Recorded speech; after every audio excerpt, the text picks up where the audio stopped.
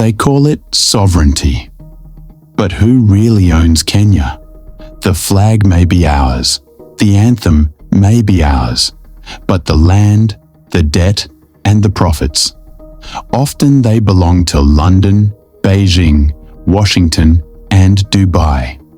Welcome to Kenya's hidden landlords, foreign hands. In the 1970s, economist Michael Hudson wrote Super Imperialism. He showed how the United States used debt and the dollar system to control developing nations without firing a shot. The same logic applies here. Kenya's public debt has crossed 11 trillion Kenyan shillings. When we can't raise enough food or exports, we must borrow. And those loans come with strings: high interest, austerity, and the silent command, serve your creditors first.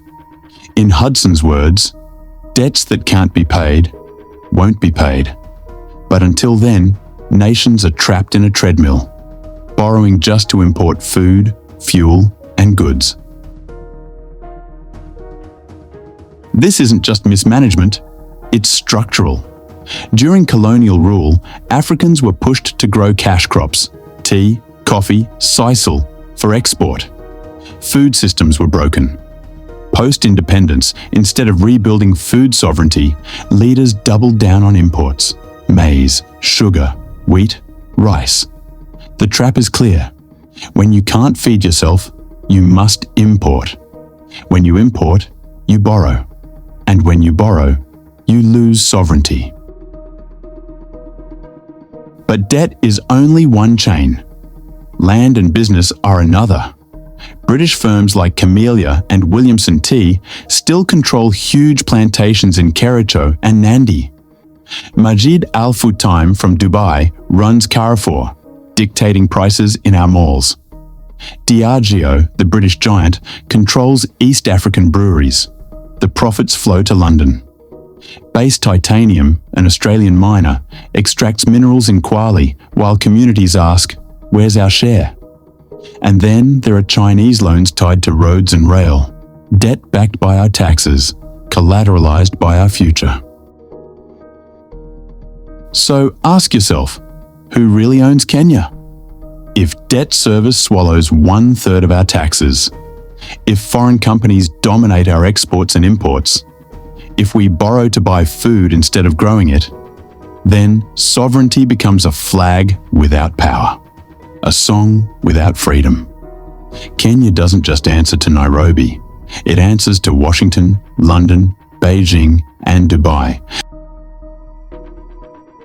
In the end, Kenya doesn't belong to Kenyans, not yet. It belongs to creditors, foreign investors, and the global system Michael Hudson warned about 50 years ago. Until Kenya can feed itself, finance itself, and free itself, we'll remain tenants in our own land. The question isn't just who owns Kenya. The real question is, when will Kenyans take it back? What's Kenya's biggest foreign dependency? Debt, land, or business? Comment your thoughts below. The first question is a very important question. What makes African and third world debt different from the American debt? Number one, America is never going to pay its debts. It doesn't have to. Its debts are in its own currency. We can simply print it. The African debt is not in its currency. The African debt is in US dollars.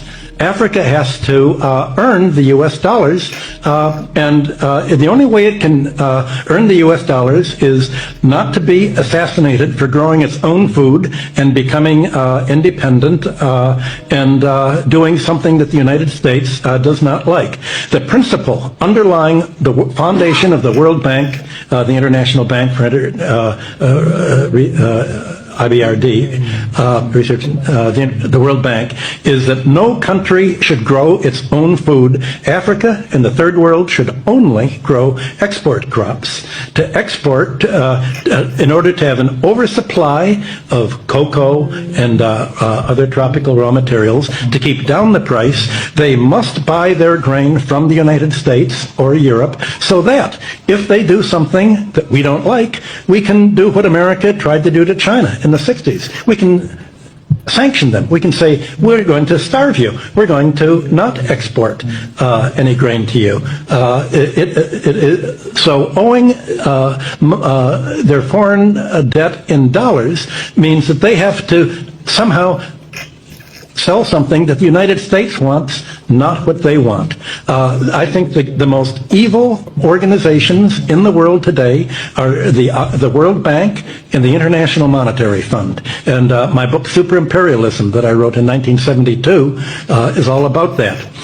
The largest purchasers of the book were the Defense Department and the CIA. I was immediately, the organization I worked for was given a $75,000, $85,000 Defense Department contract for me to come to explain to them how American imperialism worked, and they used it as a how to do it book.